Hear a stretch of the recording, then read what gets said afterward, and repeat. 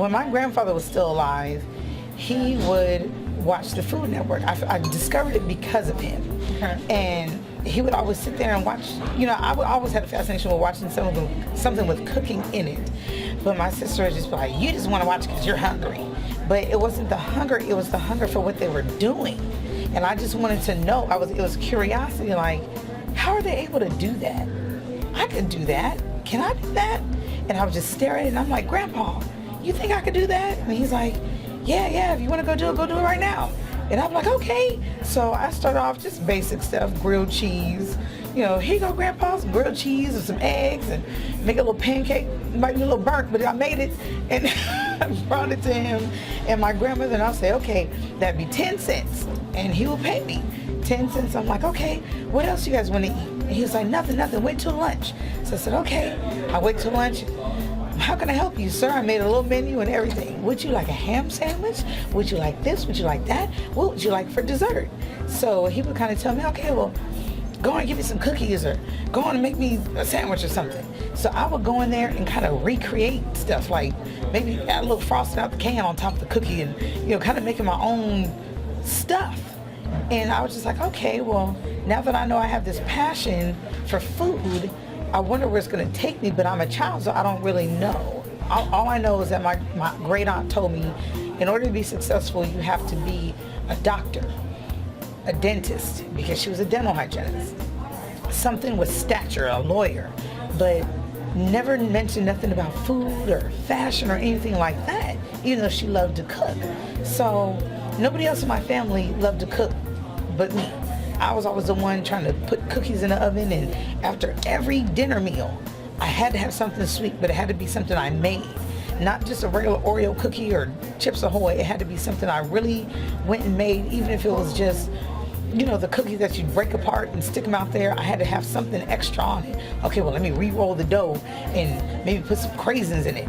Or let me re-roll and put some coconut in it. Let me recreate and put some... So you were taking prepackaged stuff and recreating it. Putting your own spin on it. Mm-hmm. So I would take cakes and I would add to it. So instead of a vanilla cake, okay, well now we have an Oreo cookie vanilla cake. Or now we have a mandarin orange whipped cream cake.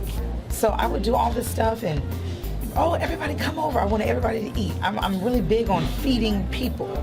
I love feeding people. I love entertaining and being able to cook for somebody and just the satisfaction that they enjoy what I've done. So from that, it just kind of grew, and I would make up little names for stuff. And Nellie's Harvest Surprise.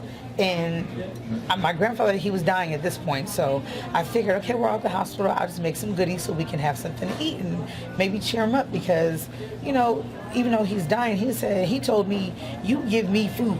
You don't, if I'm going out, I might as well go out with some food in my mouth. Aww. So I would make some cookies and I would bring it to him and kind of feed it to him on his little bed, and they're like, what kind of cookie is this? Nellie's Harvest cookie. Well, what's in it? Well, I put some pumpkin puree and I added some craisins, and I added this fall type cookie where I had walnuts, and I even had the color of fall. So one of my friends laughed and I said, okay, you guys always making fun of me for making up something, but one of these days I'm gonna laugh y'all to the bank. And again, they started laughing again, brushing me off like, whatever. You're never gonna be nothing, like that kind of look, to where it's just like, oh, please. How old were you when when this took place, and your grandfather passed, and you were creating the food for him? I think I was 20, 19 or 20, when I really started like, okay, now I can get fancy because I got my own house, I got my own kitchen, and I always wanted to move quick. I was never satisfied with where I was. I always wanted to be bigger than what I am. I always wanted to be successful. I always wanted to be able to make mama proud and have her look at her daughter like, okay, she's accomplished more than I've accomplished. Even though I'm the youngest, I always felt like I had this different personality. Like I was always older in my mind. Like I was always... You're an old soul. An old soul, 10 steps ahead. And they say, you're going to be one of the big butt grandmas walking around with a spatula and something on the stove all the time. And they said, every time we come over here, you got something on the stove. And it was true. Every time someone came over, if I didn't have something on the stove or in the oven, I would go get something to put on the stove or put in the oven, because I just wanted to feed people. I love being around people. So Then came the fashion. Like I said, when I had incorporated the fashion, I always wanted to dress my food like I dressed myself. I always took pride in putting certain styles and patterns and stuff together, and that's how I do my food.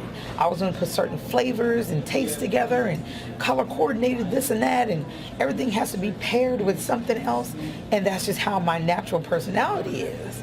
So I tried going to the fashion school. Does that have something to do with the diamond dessert, Nellie? Diamond? Where's the diamond?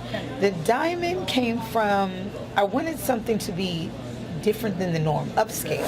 Whenever you think of diamonds, you think of riches. When you think of riches as something coveted, I wanted to make something that people can use as a gift to someone, and also be something that they always wanted. Every woman always wants a diamond. Every man always wants a diamond. So I figured Nellie's Diamond Desserts. And my slogan was just say yes. So the moment you say, sure, you can go ahead and cook for me, or sure, you can go ahead and bring your desserts to my place, I'm going off. And that's just how I am now. The moment they give me that window, the moment I get that window in, it's a no holds bar. So when I started, I guess, trying to brand who I was, it started on my mom's birthday. She has her birthday on Christmas Eve. So I made her little butt cakes, and I could never just do one thing. It has to be more than. So I did lemon, then I did cherry, and then I did chocolate cherry, and then I did lemon cranberry, like all these different flavored bundt cakes. And I took it up there and dusted with a little powdered sugar and tried to make it all nice and fancy and pretty, and gave it to her, and people were eating it like, why don't you sell it? And I was like, me? I don't sell things. I feed people, but I don't sell food. I don't know how to sell food. But I got to a position where I was at a company called Resolve, and I happened to come across a lot of people who are in theological Bible study, and they were big against don't say the Lord's name. Well, that's a problem, because being a child of God, I should never be able to deny my Lord, ever. So I kept getting in trouble because a pastor would get on the phone, and she would ask to pray for me, and I would say yes. And we would start praying together, and I'm not going to turn that down. So when they kept hearing it, and I was the top seller in the company within 2 months, so that it started creating envy. So now they're nitpicking at me. Well, you can't say JC. I said, well, who's that? Because I said Jesus Christ. So I don't know who JC is, but I didn't do anything wrong. On top of that, I just had, my sales are #1 in the company. So what am I doing wrong? They were nitpicking. So my husband said, why don't you sell some stuff so we can raise money for our son's football camp? So I was like, all right. I went home, I said, okay, let me make some bundt cakes. I was just big on these bundt cakes at this moment. So I made all these little different stuff and put them in little cellophane wrappers and put little bows around them all and different colors, and made about 4 different flavors. Put it in a little pink bucket, took it to work. And I was so scared, I just left it on the ground in the bucket, and I didn't say anything. And my personality is very flamboyant. Like, I love people. I can talk to anybody. So my coworker said, Chanel, what's that? And I said, what's what? No, I do. In the pink bucket. In the pink bucket. And so he said, what's that in the bucket? And I said, oh, I'm selling some desserts for my son's school. I'm trying to raise some money for him. You want to buy one? And he was like, all right, I'll buy one. He was like, but if it's gross, I want my money back. I said, no, that's one thing I don't do. I don't sell gross. So he ate the 2 bundt cakes. Maybe about 3 minutes later, he pushed his chair back. He was like, what else you got in the bucket? And I was like, well. So it wasn't gross, huh? It wasn't gross. So I said, see, I take it you like it, Scott. And he was like, yeah, I love it. So he said, well, what else you got? So I got lemon, and I got butter pecan. And he was like, what? Okay, let me get one of each. So he ate it. So I was kind of like, okay, he's my customer. So he kind of wheeled around, and he told the guy behind me, hey, Tom, try one of these bundt cakes. And he was like, all right. He grabbed one. Another person grabbed one. End of the day, I had $25. And I was like, all right, cool. The bucket's gone. So I ran home. I made 7 desserts. The night before, I just made 4. These are 7 totally different desserts. Brought those in. Sold out. Made $50. Okay. This is working for me. I could sell at the job. I could sell in the job and at the job. Went back home, made 7 different desserts. Don't know where this is coming from. It's just when my wheels started turning, oh, I could make a peanut butter chocolate chip walnut cookie. Wait a minute, I could make an oatmeal raisin cranberry cookie. Like, my wheels just kept spinning and spinning and spinning. I was on fire. So people just started getting to the point, like the CEO was like, well, I don't know what you got going on here, but he said, I'm not mad about it. He said, but I can't eat sweets, but I'll just donate. So I was like, I got $100. Over 3 days, I noticed that my profit. Wait a minute, and you're selling at the job. Where they were giving you a hard time. Yes. So now I'm becoming this basically this threat in the building. There's another lady that was selling Rice Krispie treats. Unfortunately, it was hard as a brick. I don't even know how you can get Rice Krispie treats to bang, but they were just banging, and she was one of the higher ups. She was one of the HR representatives. So when she noticed that when she would put out to sell her zebra Rice Krispie treats for her daughter's Girl Scouts, and they weren't selling anymore, okay, now we have a problem now, because here she is, she only been here 60 days. Not only is she the top seller on the floor, period, I'm training different people on the floor how to do what I'm doing, and I'm just being me. I said, you don't have to sell nothing. Be you. When they start to fall in love with you, then they're going to fall in love with whatever you got. So here I am kind of teaching them my method. Boom, it takes off. Everybody's doing what I'm doing. So now I'm no longer, I'm no longer necessary. Before I was like, okay, I'm the secret weapon. She knows how to get these plans sold versus everybody else not even have a clue. So when I had taught everybody how to do it and everybody was on the same playing field as me, well, I'm no longer necessary. So then they started playing well, you keep saying the Lord's name. Now they're nitpicking at me. My numbers are perfect. My attendance perfect, but you're nitpicking. So I said, okay, Lord, and every time I make this prayer, put me where you need me to be. No matter where it is, if I'm not supposed to be here, you put me where you need me to be. 2 weeks later, I was fired. Here I was, not understanding. The CEO just told me in front of the lead, you have potential to be a manager. And I was like, you know what? It's intimidating because I didn't believe in myself enough to know that I could be more than what I was. I was just a rep, but God was telling me, no, you're a boss. You're not a customer service rep. You're what? I'm a boss. Where my chain at? I didn't have a chain on today. And the reason why I wore the boss chain is a reminder that I could be more than what I think I could be, because God said I could be whatever I want to be in Jesus' name. So one of the ladies had told me, why don't you just sell your desserts full time? I said, I don't want to do that. I don't even know where to go to do all that. Once I got fired for saying the Lord's name, and they told me in my face, we're firing you for saying the Lord's name. That was it. I cried, I prayed.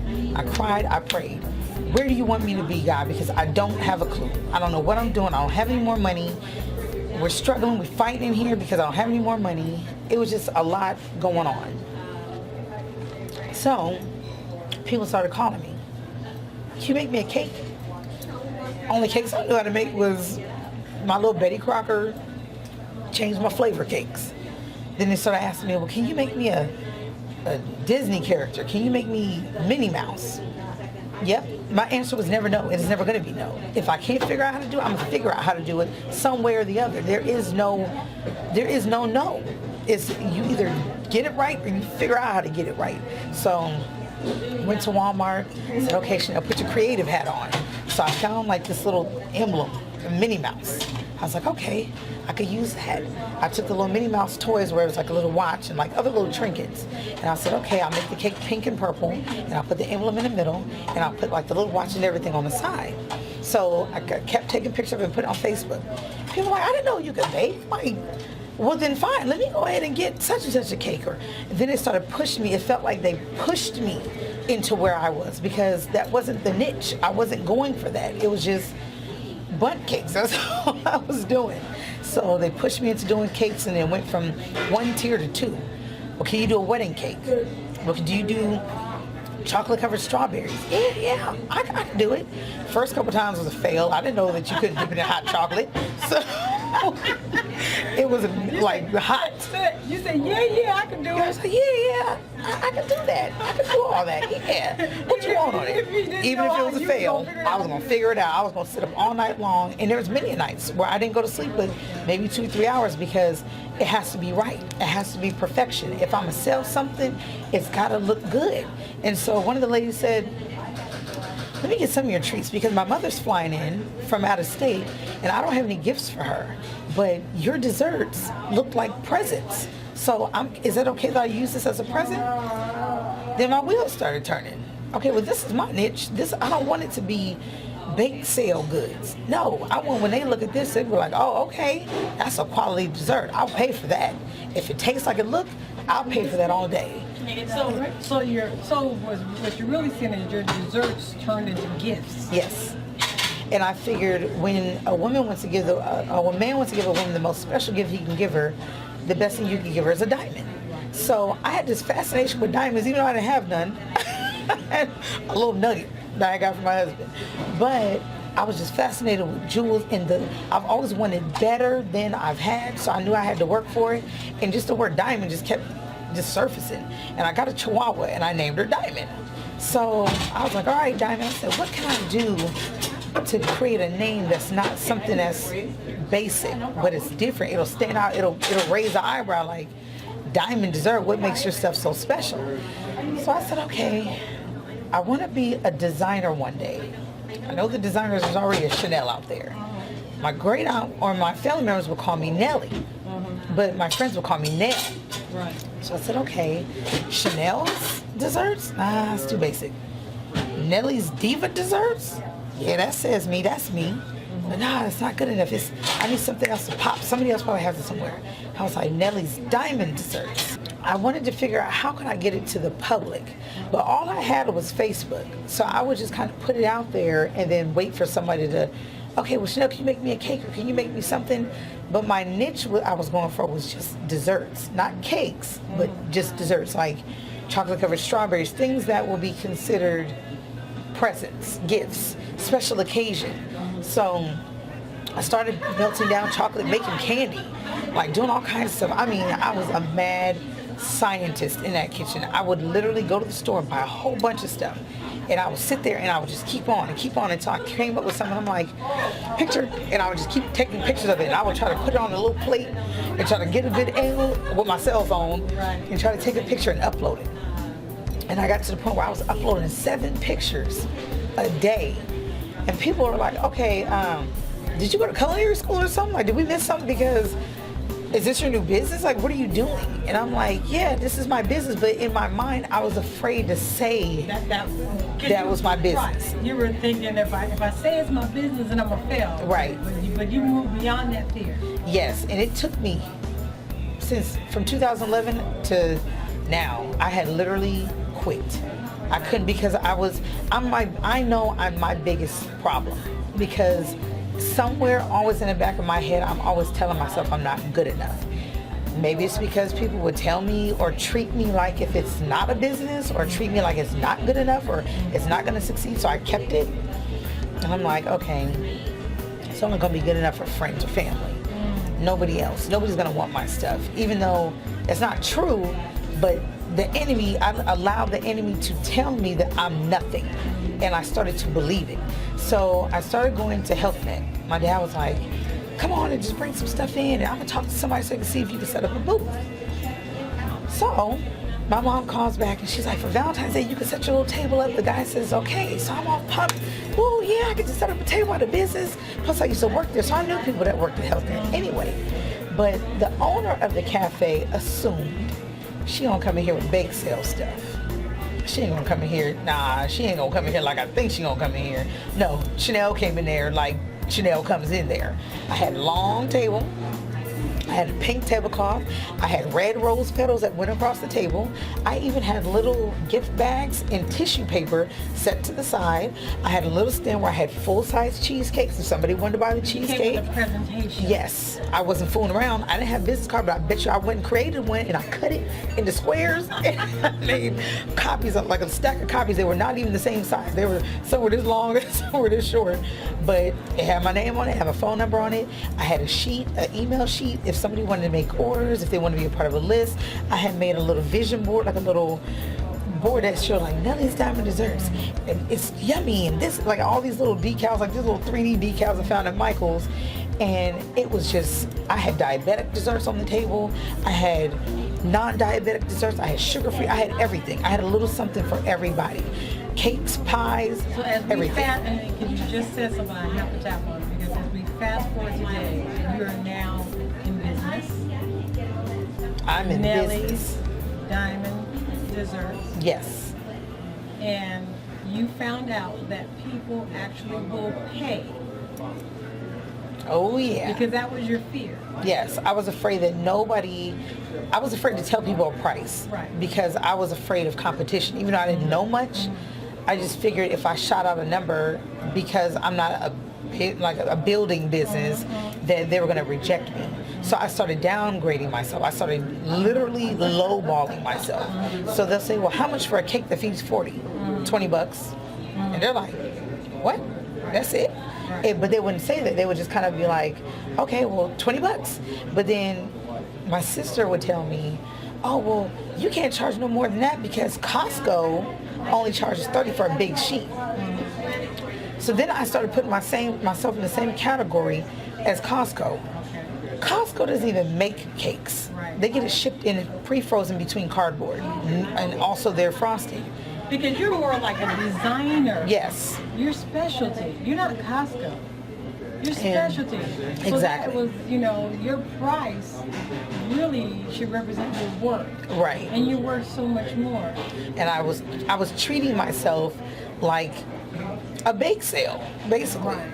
Here I am, spending all this money on bows and bags and cutting it down to make it real perfect and spending all of my money. I would spend $60 and literally get back 15. And I'm like, okay, this is upside down. This is not going to work. So let's talk about the diabetic, because this is real important, because I believe as an introduction to you, that was really critical that we found out that you make your items. Share a little bit about that. Well, my thing was I wanted to be the baker that listened to people. I didn't want to be the baker that just said, here's your basic sugar snacks, eat it or else. I wanted to be the one to say, what can you have? What can't you have? What can I make tailor-made for you? So my mom is pre-diabetic, and she also can't have chocolate. Like, it spirals migraines like crazy. So I started making desserts that she can have. And being that I knew she was pre-diabetic, I'm like, okay, if I'm making a banana pudding, I have to make a sugar-free banana pudding and use the sugar-free. They don't have now. They have the sugar-free vanilla wafers, but I found shortbread, and I was layering that with the shortbread and making my own homemade whipped cream, but using Splenda to whip it, or just a little powdered sugar. So it was safe. So when I went into HealthNet, there's a lot of women that I knew that couldn't have desserts. Either they were watching their weight, they were diabetic, or miscellaneous. So I went in there and I made a section. I had made like a lemon cake trifle, like a fruit trifle, and I had made like the banana pudding and something else. I think brownies or something that was sugar free. So as people were coming down, they would say, "Oh, I can't have that. I can't have sugar." Yes, you can. Here's my sugar-free selection right here. So it kind of forced you to have to be like, okay, I have to get something. I believe there is no money on the table that should be turned away. That's right. You got a market for everybody. I started. You want sugar, you got sugar. You want sugar-free, you got sugar-free. And then it went from there. That's okay, not but even, here's key about this. Your food tastes good. I taste your desserts were great, even though they were sugar-free. The ones that you had created that were for diabetic. Mm-hmm. Because a lot of times you get foods that are created and they don't taste good. They don't taste good. They literally taste like they're sugar-free. We were amazed when you came to a Sacramento GNA event. That's a Genuine Network Association. You brought some desserts. You shared your desserts. And we were like, oh my gosh, how is this woman creating desserts, sugar-free, diabetic, that taste as wonderful. I think you had created butterflies or something. In a sugar cookie or something like that. Oh, yes. So how that came about, I go to the gym a lot. But I know that if I eat too much, like anybody else, I will start to gain weight. But I couldn't have that. I would never get to the point where I would want to I'm a brand. So if I keep myself together and I'm still making treats, then they will want to trust in me like, okay, well, you can still look good and still eat good or bad in that case. And so being that I drank a lot of protein shakes, I wanted to create something that was good for people who worked out too. So I created a vegan protein shortbread cookie. Yeah. So here I am going into a whole nother market of people who are just like, because the market for vegans is ridiculous. But there's no bakers out here doing a lot of vegan stuff. That tastes good. That tastes good. So I had created a cookie that was really just for me. It was just me wanting to eat a cookie. But I started handing it out to people. Oh, taste this, taste this. Oh no, I can't eat it. No, it's fine. It's sugar-free and it's vegan and it has protein in it. And of course, the first thing you think in your mind is, I don't want no nasty protein cookie. But they started eating it, and when I got responses like, whoa, I didn't even know this had protein or sugarless or nothing. So I started taking it to the gym, giving it to the trainers. Oh, eat this. Oh, you know better than that. You know we can have this. They would eat it and be like, wow, what is that? And I'm like, it's protein. It's vegan protein from Arbonne. I had got it from Arbonne. And so I had a friend that was like, no, I got to spread the word. Like, you have to show somebody. So she took me to Napa, and she was like, don't say nothing. Just put all the stuff on the table. I made a brownie that was with the vegan protein powder. I made an orange cinnamon, it was an orange spice cake with the protein in it, and then the cookies. So I just kind of left it all on the counter and went and sat on down, and I don't know anybody there, so I was just kind of there. And people would walk up in there eating stuff, and they're like, dang, this is good, but I don't think I should be eating that. And so my friend Diana said, no, you are supposed to be eating that. It's healthy, it has protein in it. And then everybody's face around, like collectively was like, what? You mean to tell me this brownie right here, as chocolatey as it is healthy for me? Yeah, it is. I use sugar-free chocolate, and I added my own sugar. I added the Splendors and the stevia and all that stuff to it. They couldn't believe it. So they took it to a winery, and they gave the man a little shortbread cookie. And he was like, this is good. Who made this? But I kind of felt out of place because I was on brown face. So when he was like, who made this? And they were like, oh, she made it. And he kind of looked at me like, please, like you don't fit in right here. But he couldn't help it. It was good. So you can't deny a taste. So he was like, man, this is a good cookie right here. He was like, have you ever thought about like selling it out here? And I'm thinking, yeah, but again, I don't really know how to market like that. So I was just like, yeah, if you want some, just let me know, and I'll make you some, and I'll have somebody bring it to you. And he was like, oh, okay. But it kind of just fell by the wayside because I didn't hit him with a proposal like, well, look, I can go ahead and supply you with X amount of whatever. So not only did I tap into the gluten or the that market, I tapped into gluten-free. So here I am dealing with people who are just like, oh, I would love to eat sugar, but my daughter, she can't have anything with gluten in it. And I was like, gluten-free, what is that? But I had a celiac disease scare when I was 21. And I was sick every single day for 4 years. And nobody knew what was wrong with me. Doctors couldn't figure it out. All I knew is that I became antisocial. I was in a shell. I was nauseous all the time. So they said, well, we think you might have celiac disease, which is an allergic reaction to wheat. So I was like, okay, so I had to change my whole diet. Found out that didn't work, but I had already had knowledge of it. So I was like, oh, okay, gluten-free. But again, I was afraid to venture off into stuff that I didn't really know nothing about. So when I started making gluten-free cookies and brownies and cakes, that spiraled out. So I was like, oh, okay, so there's nothing I can't do. Brownies and cakes, I want to go, oh my. Oh my. And that's how I was. Brownies and cake, oh my. In 3 totally different desserts. I'm like, oh, I can make this, and I started selling it. You just really covered about 3 different markets. You got the people who eat the sugar, you got the diabetics, you got the vegans, and the gluten-free. And you got gluten-free. And then I tackled weight loss. So I was doing research because everybody knows that green tea will help you lose weight if you consume a great amount of it. But nobody really knew about matcha green tea, which is a ground powder form leaf that you can't buy in any of the regular stores. You have to go to Elliot's, health food stores like that, something like that. So I was kind of going in there and I'm looking around and I was like, excuse me, what's matcha green tea? And they're like, oh no, it's one of the most potent teas in the world. It even has cancer curing properties in it. So I was like, what? Okay, well let me get some of this. And so I took a card that had all of the, like everything to do with matcha green tea. So I started making it into a cookie. And I'm taking this and I took a leaf cutter and I'm cutting out these little green tea leaf cookies.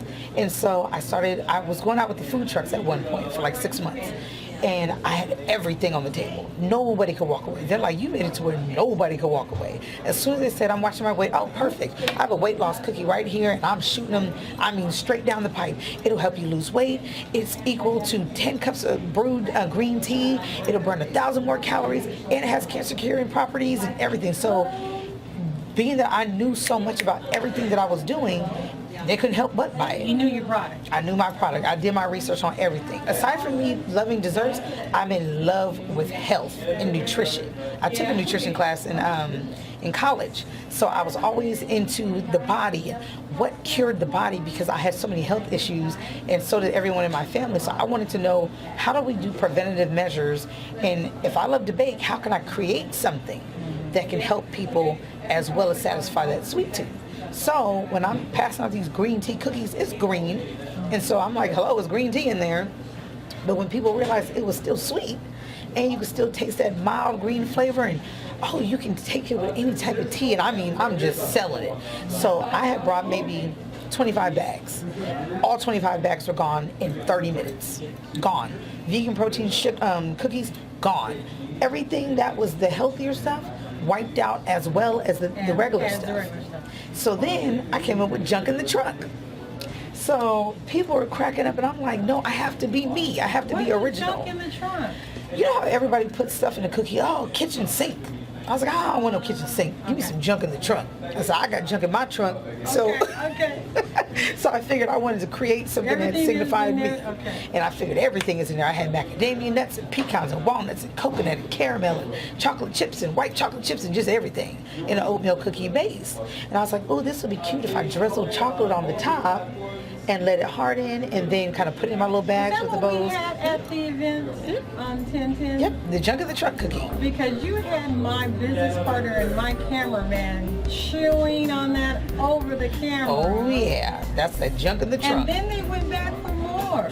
I had created a toffee bliss bar, which would have like the smoked almonds on the top, and the graham cracker crust, and the oat toffee filling, and the semi-sweet chocolate, and just literally like, I can make it kind of like a candy bar / like a brownie bar in a way. And I would just go crazy on different desserts. Like I made a chocolate bourbon pecan pie. And then I started condensing everything down to little mini pies, little mini peach cobblers, little mini everything. And then I was like, oh, I wanted to do a wine event. So I was like, oh, I can do Moscato cake and stuff like that. Like just really playing with stuff like a red wine cake instead of like a red velvet. So I just went, my creativity, like my mind could go on for days when it comes to like fashion and food fashion. So that's on that point. So you could actually customize a dessert party for your client. Oh yeah, anything they want, color coded and all. So just like what I'm doing for a girl this weekend, she wants her baby shower to be kind of like, I guess, for me, I kind of wanted mine to be animal print. So I went with zebra and pink. So black and white, zebra and pink. So she wants her baby shower to be like that. So I customized like little mini strawberry cheesecake cupcakes and pink chocolate covered strawberries, and you can do any different color fruit. I found ways to do colored chocolate covered stuff. So turquoise chocolate covered strawberries are custom to whatever your wedding colors are. So then I was like, oh, that's what I want to do. I want to do events. I want to do a wow factor. I want somebody to look and be like, oh my God, look how many different things you can create. So I did a dessert party for myself, and I did 13 different desserts by myself. One oven, one person, no help. Just me in that kitchen, 8 to 10 hours. Pumped out 13 different desserts. Now that you have us hungry and excited about desserts, tell us where we can find you. You can find me on Facebook for now. I'm under Nellie's Diamond Desserts on Facebook. Do you have an email? Yes, and you can reach me at chanel.amin, chanelamin@gmail.com. Do you have a phone number? 916-804-8559. Well, Chanel, I just want to say this has been awesome to spotlight you here on Crave the Spotlight, and this was spontaneous, and I am so excited, and I am hungry for dessert now. And I will make you some tonight because I have to make a batch tonight, so I can definitely have that whipped up in no time. Awesome. Okay, that's a wrap. Was that on the chart or what?